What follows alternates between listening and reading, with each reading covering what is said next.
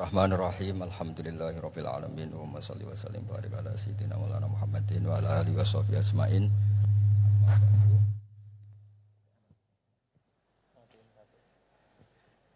Alhamdulillah di ngaji bareng juga enggak ngerti polanya juga. Yang terhormat nih wonten Bapak Rektor, wonten Mas Zainul Masdi, wonten Ketua Badan Wakaf Mas Warsono Muhammad sedanten saya hormati. Ini katanya untuk bahagia. Jadi saking pentingnya untuk bahagia itu sampai Allah itu kadang ngendikan hal yang enggak penting, tapi menjadi penting karena untuk bahagia. Jadi kalau Allah tanya Nabi Musa ketika ketemu dipanggil itu, wa ma tilka biyaminika ya Musa, yang kamu bawa itu apa? Padahal ketika dipanggil itu kagetnya bukan main. Misalnya pegawai UI dipanggil rektor itu kagetnya bukan main. Bawaannya rektor itu mesti nyalahkan. Mesti pikirannya orang itu mesti ketua badan wakaf ya sama. Mesti mau negur atau apalah. Nah, bawaan orang dipanggil atasan tuh grogi, maka Allah ngendikan yang rileks. Kamu bawa apa? Gitu. Yang kamu pegang tangan kanan kamu itu apa? Masa Allah tanya sekedar gitu kan karuan. Wong kita manusia aja tahu yang dibawa Musa itu apa tong? Kok Allah malah tanya? Banyak analis, banyak mufassir, banyak ahli hakikat yang berpendapat Allah itu menghilangkan groginya Nabi Musa. Sehingga tanya yang ringan-ringan. Jadi saya mohon ini pimpinan di sini juga kalau tanya anak buah yang ringan-ringan. Wes sarapan. Bon. Jadi kalau sok-sokan disiplin itu bukan sunnatullah, saya jamin itu. Apalagi tanya saya, kenapa Gus terlambat? Mulai saya pulang saya. Tuhan yang Tuhan saja sebaik itu kok rektor sama badan wakaf kok sekeras itu gitu. Jadi ini bukan gojlok supaya jadi orang yang dekat Allah gitu. Jadi ditanya, wa ma tilka biyaminika ya Musa. Kamu bawa apa ke sini? Yang di tangan kanan kamu itu apa? Nah bisa jawabnya ya lucu ya sederhana. Ini tongkat Gusti. Tak pakai menggembala kambing, tak pakai ini itu. Bisa masih bilang dan lain-lain. Kayak laporan keuangan tuh, kalau susah nerangkan itu dan lain. Terakhir ditutup waliya fiha ma'aribu ukhra dan masih ada lagi yang lain di depan Allah. Kamu lapor audit di badan wakaf, diterima enggak laporan lain? Ini teman saya lama ini. Saya di UI itu sudah lama, cuma inginnya dikenal Allah, tapi sekarang malah dikenal rektor. Aduh repot lagi. Saya dulu dari anak Profesor Zaini itu mulai 2000, tahun 2000. Dekat sekali dengan saya. Sering ke rumah saya, ke kontrakan saya, karena diskusi tafsir. Dan saya ikhlas sekali, tidak ingin dikenal rektor, badan wakaf siapapun. Karena keluarga saya itu, bapak saya itu wali. Jadi kalau wali itu kepinginnya dikenal Allah. Tahu-tahu diturunkan derajatnya, disuruh kenal rektor, kenal badan wakaf. Jadi ini ada pemakhlukan. Ya ada pemakhlukan. Turun dulu baru naik. Ya. Jadi saya artinya gini, saya di sini itu Sohibul Bait. Jadi tadi Mas Masdi itu keliru kalau nanti saya ngisi. Saya ini Sohibul Bait, nanti yang ngisi ini. Maksudnya seperti itu maksudnya. Jadi, karena tuan rumahnya saya Pak Warsono. Ya, ini tamu ya. Tapi ternyata pemakhlukan itu penting. Di dalam ilmu tafsir diantaranya itu dikenal namanya tanazzulatul maula. Allah itu menurunkan martabatnya. Allah sebagai Tuhan tentu tidak pernah menghutang kita, tidak pernah merasa dikasih karena semuanya itu milik Allah. Tapi Allah untuk memotivasi orang amal itu ngendikan Allah mangdzalladzi yuqridu waha qardan hasana. Siapa yang mau menghutangi saya? Allah itu tentu tidak butuh hutang kita karena kan semua milik kita itu milik Allah. Tapi supaya orang termotivasi amal, merasa superior, merasa heroik, saya mau menghutangi Allah, saya mau menolong Allah. Padahal Allah huwan nasir, Allah ni'mal maula wa ni'man nasir. Tapi Allah mengistilahkan dirinya intan suruwaha, jika kalian menolong Allah. Wahal yahtaju ilan nasri, tentu tidak, Allah tidak butuh pertolongan kita. Tapi itu tanazzulan. Allah yang Tuhan saja menurunkan derajatnya untuk komunikasi dengan manusia. Artinya kalau saya makomnya sudah fana kenal Allah, saya juga ikhlas turun derajat kenal rektor gitu. Jadi itu insya Allah tidak masalah. Gitu. Ben sampean pernah dengar ilmu hakikat itu memang gitu. Jadi saya ini memang sudah sering cerita ke Pak Fajar, Pak Sadeli, Pak Junaid. Saya ini sudah daftar ingin jadi resi lah. Saya sudah nggak pernah keluar-keluar. Saya di rumah ngaji. Tapi ngaji kalau ngaji terus ya. Saya belum pernah tidak ngaji. Satu hari minimal ngaji 4 kali. Ngaji fikih yang saya sering itu fikih karena mbah saya memang ahli usul fikih. Dulu pertama Profesor Zaini melibatkan saya ini cerita ke Mas Majdi itu gara-gara beliau itu profesornya itu sastra, adab, di Al-Azhar itu adab. Iya, Zaini. Orang tua dari rektor. Iya. Nah karena jurusannya adab, beliau memang pakarnya kalau menghaluskan bahasa. Tapi masalahnya di Quran kan banyak fikih juga dan beliau cari ahli fikih. Singkat cerita, entah gimana ceritanya Allah yang mempertemukan ketemu saya. Nah kenapa kita butuh fikih, tidak sekedar kesusastraan atau ilmu adab? Karena ada tafsir atau fikih dalam Quran yang mau tidak mau harus difikihkan. Misalnya begini, wa antasma'u bainal ukhtain, kamu tidak boleh menikahi sekaligus mbak dan adiknya atau adiknya dan mbaknya.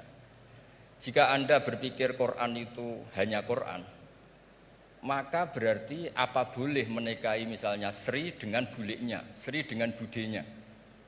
Padahal tidak boleh juga. Tapi faktanya Quran hanya ngendikan wa antasma'u bainal ukhtain.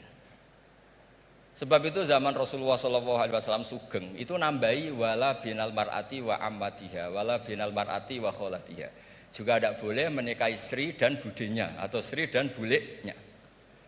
Dan kebetulan Nabi itu tidak menambahkan wala binal mar'ati wa jaddatiha. Karena kayaknya itu nggak usah dilarang, ya sudah lucu aja gitu. Masa kamu nikahi perempuan umur 17 terus minat mbahnya umur 70. Lah itu kalau sampai butuh dilarang ya Anda perlu berobat itu. Tapi kalau bule kan kadang masih menarik. Orang-orang kayak gini itu misalnya nikah umur 17, bulenya cantik umur 30, minat enggak? Jadi artinya butuh dilarang untuk enggak minat itu butuh dilarang gitu. Tapi kalau mbah ngono kok ditakok. Nah, ngono kok ditakok. Ini pakarnya. Ini tetangga saya orang Bojonegoro, dulu benderanya Profesor Zaini juga. Artinya andai kan tidak ada usul fikih ini mimbabi itlaqil ba'di wa iradatil qul. Meskipun usul fikih itu yang menginduk ilmu balaghah, ilmu ini itu. Jadi Allah menyebut bainal ukhtain artinya diganti bainal mahromain.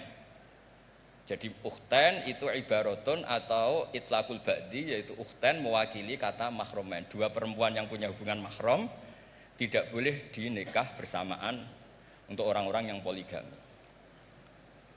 Ini penting supaya semua tafsir juga gitu, lafat-lafat yang ada mahdzufnya itu kita jaga, baik itu secara keilmuan maupun secara fikih. Keilmuan misalnya begini, orang yang dilaknati Allah, mala'anahu wa ghadiba alaihi, di antaranya diteruskan wa ja'ala minhumul qiradata wal khanazira wa abadat tauhid. Lalu misalnya secara penelitian tidak pernah ada makhluk manusia yang dulu jadi kera. Tapi melihat ayat itu seakan-akan itu pernah ada periode atau kejadian di mana manusia itu dirubah jadi kera. Wa ja'ala minhumul qiradata. Mau tidak mau kita butuh perangkat ilmu lain yang namanya balaghah. Itu orang Jawa, itu kalau dilangkai kakinya itu hanya bilang kayak kera. Orang nggak sopan tuh katanya kayak kera. Tapi kalau dilangkai kepalanya langsung oh dasar ketek itu, dasar kera itu. Artinya dalam ilmu tasbih, kalau kemiripannya itu biasa itu masih disebut ka seperti. Tapi kalau mirip banget perilakunya itu kafnya dibuang. Sehingga orang yang tuli banget terhadap kebenaran Allah bilang summum bukmun umyun. Orang kafir itu summun, tuli misalnya. Bukmun ada bisu. Padahal faktanya mereka bisa mendengar, bisa ngomong, bisa bicara. Tapi saking tidak pernahnya mau mendengar kebenaran, di redaksinya summun, bukan kasumi tapi summun. Begitu juga di bab madh memuji. Kalau orang agak ganteng, mungkin saya kalau muji Mas Masdi hanya kalkomar, muji Pak Rektor paling ya kalkomar. Tapi kalau muji Nabi langsung komarun, anta samsun, anta bedrun, karena gantengnya kelewat, sehingga kaf tasbih sepertinya itu dibuang. Nah, andai kan tidak ada fakta manusia itu pernah dirubah jadi kera di era itu, andai kan itu nggak ada, kita sendiri juga nggak tahu. Kita masih bisa menganalisis dengan teori balaghah. Jadi wajah alamin humul kirodata ekal kirodah. Mereka atau mislal kirodah, mereka dijadikan Allah laksana kera, tidak berakhlak, tidak beretika, tidak bermoral. Ini pentingnya ilmu balaghah, sehingga kita tidak perlu mengharuskan orang berkeyakinan dulu itu pernah ada orang manusia dirubah jadi apa? Kera. Nah misalnya ada yang berkeyakinan atau berpendapat memang itu pernah nyata, itu ngendikannya Rasulullah kemudian itu dihilangkan, hanya hidup 3 hari kemudian hilang sehingga nggak punya turunan. Jadi pilihan-pilihan dalam tafsir itu satu tentu riwayat, dua itu analisis balaghah. Nah, analisis fikih itu tidak kalah penting karena konstruksi Quran itu ada fikih yang sudah mapan. Seorang lagi ada fikih yang sudah mapan. Ketika Nabi Lut itu menyesali kaumnya itu lesbi dan gay, kelainan seksual. Itu Nabi Lut ngendikan haula ibanati hunna adharulakum. Kalau kamu ingin menyalurkan kebutuhan biologis Anda, ini ada anak-anak putri kami, hunna adharulakum. Itu lebih suci bagi kalian. Tentu fikih itu sudah mapan, maknanya dinikahi dulu dengan proses nikah yang sah. Nah, barokahnya fikih yang mapan ini Allah tidak cerita tafasilul umur, tidak cerita detail-detailnya. Sehingga salah sekali kalau kita sering bilang kita hanya kembali ke Quran. Itu tidak bisa karena Quran juga tidak berdiri sendiri dengan makna yang sebenarnya karena turun itu ada asbabun nuzul. Ini yang terakhir supaya ngasih pekerjaan kan jauh-jauh dari NTB. Ya kan bisa dimanfaatkan secara baik dan benar. Saya ini Sohibul Bait.